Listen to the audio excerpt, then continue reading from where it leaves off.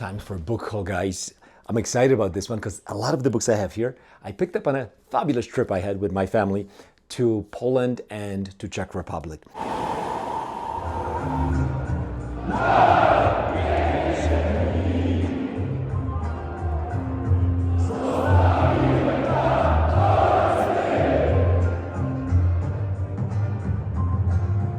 Great trip.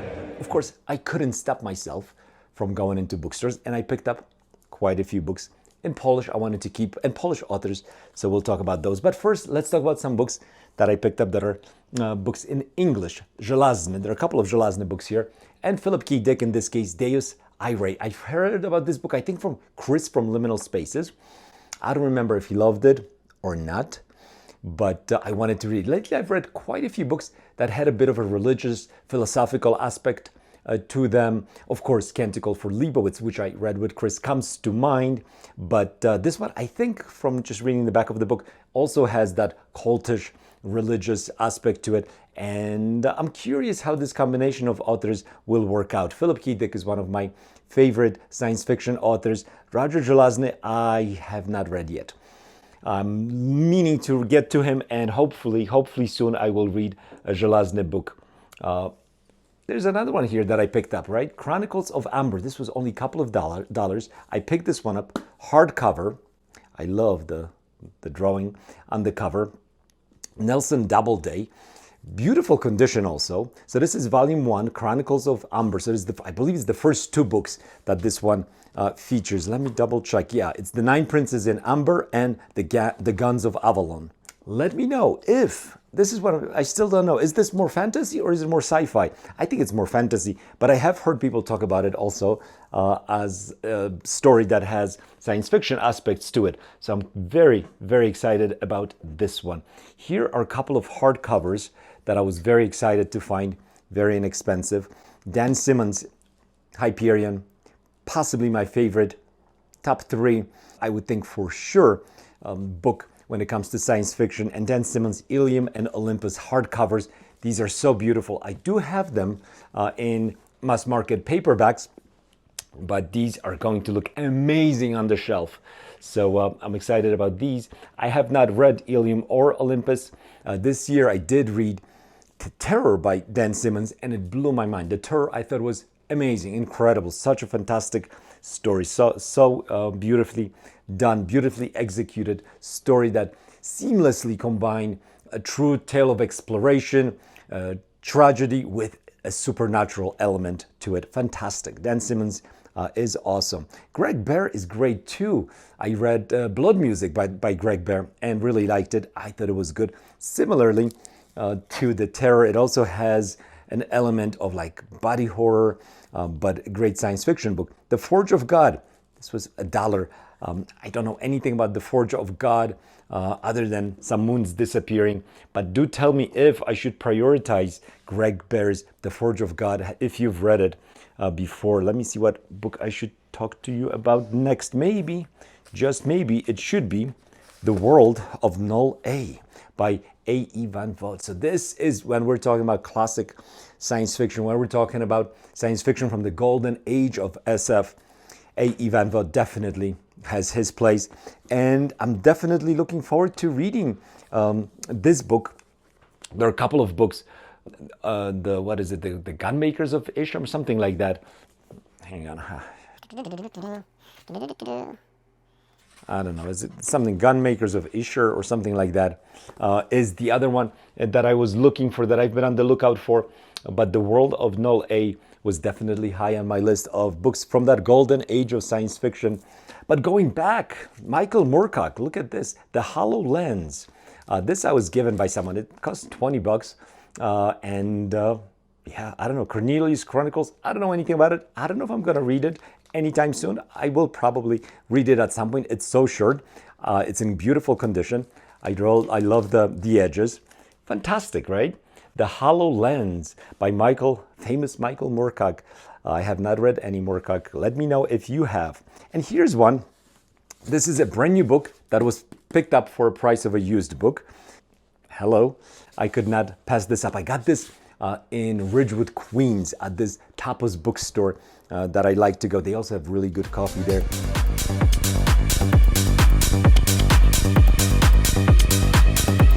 I gotta move on.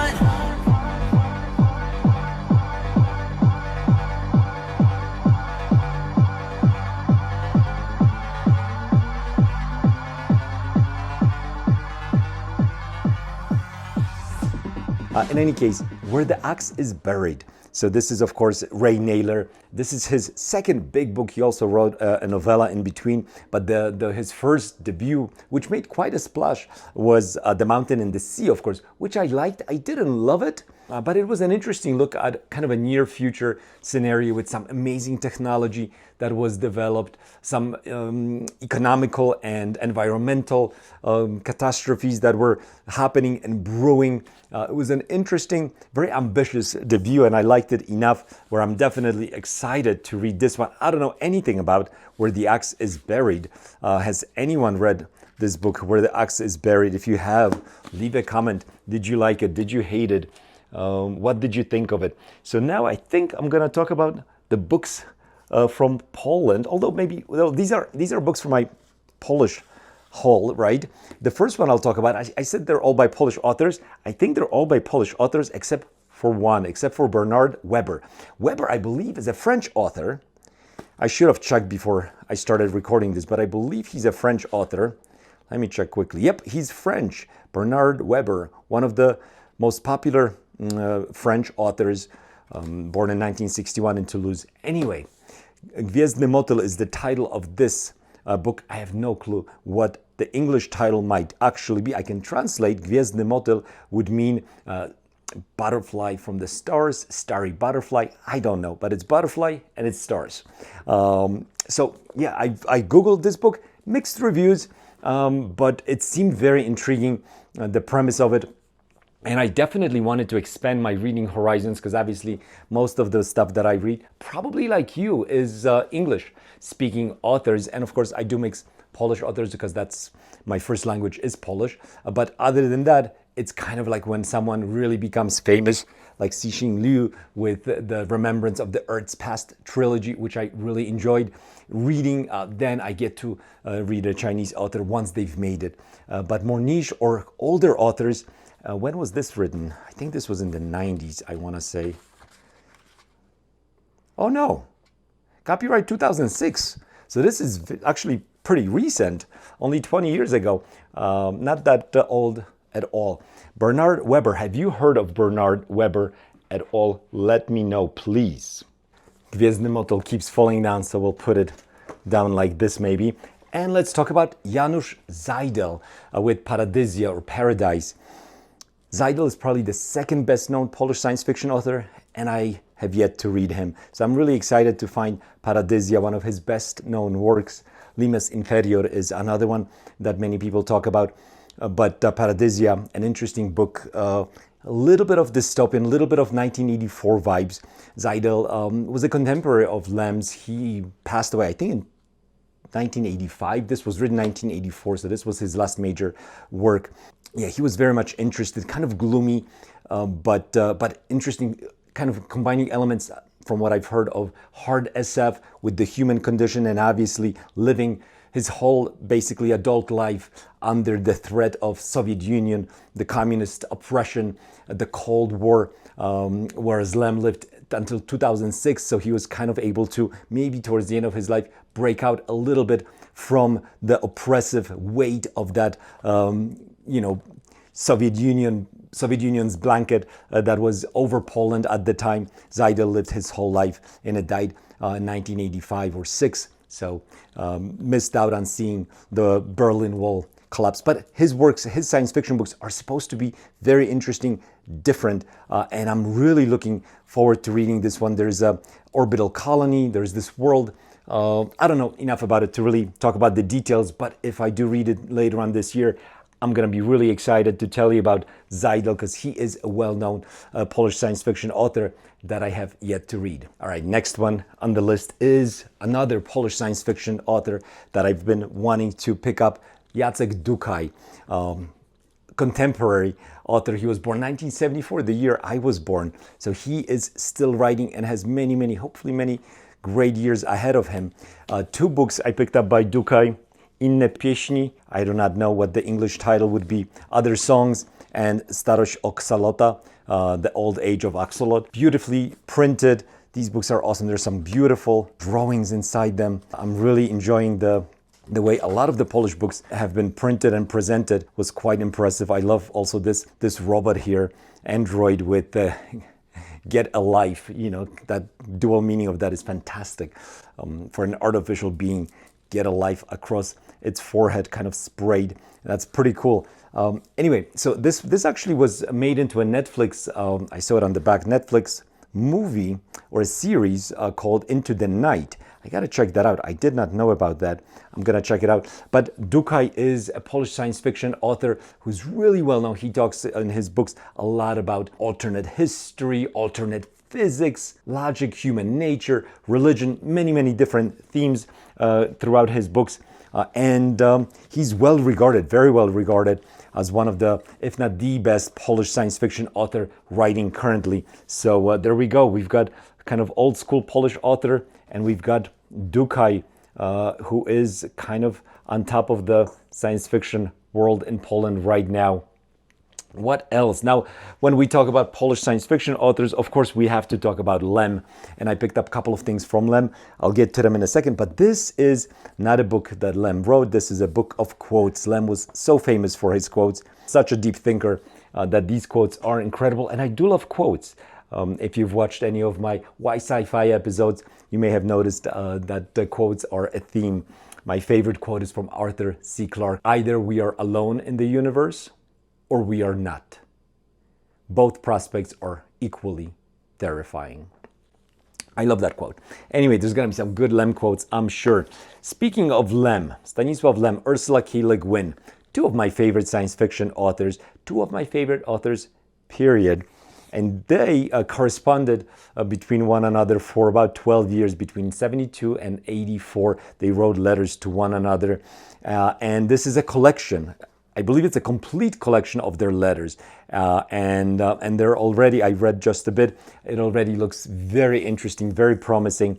This whole collaboration, in a sense, between them that created this book, the letters that they were sending to one another, really started when Stanislaw Lem critiqued Ursula K. Le Guin's probably most famous book, Left Hand of Darkness. There was many things that he loved about it. There were some things that he didn't like. He did talk about the gender thing that everyone talks about when you talk about the Left Hand of Darkness. You talk about the fact that Ursula K. Le Guin uses the male he for all the characters, even when they're not male, when they're neither male or female. In any case, that's kind of how it started. Ursula K. Le Guin wrote Lem a letter responding to his critique, very graciously thanking for him reading, taking the time to think about the book, and responded. And they started writing to one another. And supposedly these letters were really interesting. So when I saw this book, I saw it, I think, when I was in Wrocław in Poland, at this fabulous bookstore where I picked up also some of these fun posters. 2001: A Space Odyssey. Amazing movie, fabulous book. Then we have a couple of books by Stanislaw Lem that are actually not science fiction. Katar, Wielkość urojona. I have some old pictures of mine. So these are books that I'm also really excited about. Old prints, original Polish copies of these books. I want to read pretty much everything that Lem has written. At some point, I read Lem a long time ago. I'm starting to reread him now, and it's been a great journey. Not too long ago, I read Invincible, I think it was last year. I really liked it. More recently with Richard from Vintage SF, we read Fiasco. We also both thought it was fabulous and had a lot of interesting themes to offer. So we had a video where we talked about it as well on Richard's channel. So yeah, Lem is amazing, and I'm glad I was able to pick up some books that step outside the typical science fiction fare that he offers. And then Olga Tokarczuk. Oh, actually, wait, there's more Lem. How could I forget? Biblioteka XXI wieku and Wysoki Zamek, High Castle by Lem. So I really, my Lem collection has grown by leaps and bounds with these books that are, again, not necessarily science fiction, but kind of complete my slowly complete my collection. Olga Tokarczuk, another Polish author that is quite famous, probably the most famous author writing right now. She recently, I think it was maybe 4 years ago, won the Nobel Prize in Literature for her work. And this Prowadź swój pułk przez kości umarłych is one of her most famous books. Obviously, all her books have been translated into English, so you could look for them. Prowadź swój pułk, that would be pull your plow through the bones of the dead, or push your plow. Drag your plow, I don't know, but Plow, Bones of the Dead. This was a book that I actually heard Dua Lipa talk about quite a bit. She actually had an interview with Olga Tokarczuk. Dua Lipa has an amazing channel where she talks about books. I'm not sure why more people aren't picking up on that. She is really good when it comes to analyzing books, kind of extracting pieces of information from them, and in interviews with authors kind of goes beyond asking the questions that most people would, the low-hanging fruit. She goes deep into these books that she reads. How far do you think we should go in protesting, you know, when the law collides with basic morality? As a writer, I can tell you only that literature is a field, it's a space to train this kind of questions. Check it out. Her channel is not Dua Lipa booktuber or anything like that, but I do think if you just kind of like type in Dua Lipa books, it'll come up. It's like studio something, like a number. Anyway, she's great. She's great. And her interview with Olga Tokarczuk was interesting, and they talked about this book specifically quite a bit, because I read another Tokarczuk and I kind of bounced off of it, Flights. It was not my favorite, but I'm really excited about this one. I also picked up Wojciech Chmielarz Podpalacz, someone who starts fires. What do you call that? Arsonist, right? Would be probably the English title of this, if at all is in print. The Scandinavian crime mysteries are very popular still. This is the Polish version of that. Just something probably lighter, but something that I wanted to read. Radek Rak, Baś o wężowym sercu is the last book I'm going to talk about. I started reading this just to get a sense of it in the bookstore, and I could not stop. I could not stop. The way this is written is spectacular. The writing is incredible. Baś o wężowym sercu would be a fable of snake heart or snake's heart. So this book really looks interesting, and I can't wait. Why does he look like Marilyn Manson in this picture? This is not a good picture for the back of this book. It talks about Poland at a time where Poland was not on the map. Poland disappeared from the map of Europe for a long time. And this takes place in Galicia. Galicia would have been the part of Poland that was occupied by the Austrian forces. Poland was kind of partitioned from one side by Russians, another one by Austrians, and then by Prussians, like Germans. So this takes place in Galicia, the Austrian Zabur, the Austrian part of Poland, where Poles had the best prospects, really, living there, for sure. And this is the setting for it, but it's a fable, it's mystery, it's magical realism, perhaps, maybe fantasy. But this had won some awards in Poland, and when I picked it up and just started reading, first page, second page, I was just blown away by how good the writing was. So I'm really looking forward to read. I got some amazing books here. Leave a comment. Let me know if you found this book haul to be as interesting as I think it actually is, because there's a huge variety of books, of styles, and if I do end up reading all of these books, I think I will be better for it, and I'm going to expose myself to some new science fiction, especially some new science fiction voices with the Polish authors and also the French author. So I'm really looking forward to digging into these books. And yeah, thanks for watching. Leave a comment. I always love to respond to comments. Like, subscribe if you haven't. I'll talk to you next time.